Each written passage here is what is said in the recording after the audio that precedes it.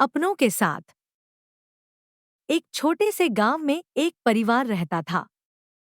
परिवार में एक बूढ़ी माँ, उसका बेटा और बहू रहते थे। बूढ़ी माँ की उम्र अधिक थी और वह अपने बेटे और बहू पर निर्भर थी। एक दिन बेटे और बहू ने माँ को अलग कमरे में रहने के लिए कहा, क्योंकि वह अक्सर बीमार रहती थी और उनकी दिनचर्या में खलल डालती थी। माँ ने अपने बेटे और बहू की बात मानी और अलग कमरे में रहने लगी। लेकिन धीरे धीरे माँ की तबीयत और भी खराब हो गई और वह अपने कमरे में अकेली रहने लगी। बेटा और बहू उसके पास कम जाते थे और उसकी देखभाल नहीं करते थे।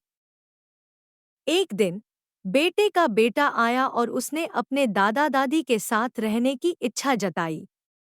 बेटे और बहू ने अपने बेटे को समझाया कि वह माँ को अलग कमरे में रखने का फैसला ले चुके हैं। लेकिन बच्चे ने कहा, आप लोग भी तो एक दिन बूढ़े होंगे और मुझे भी आपकी जरूरत होगी। तब क्या आप मुझे अलग कमरे में रखेंगे?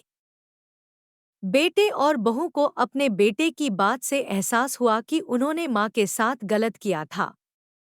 उन्होंने माँ को अपने साथ रखने का फैसला किया और उसकी देखभाल करने लगे।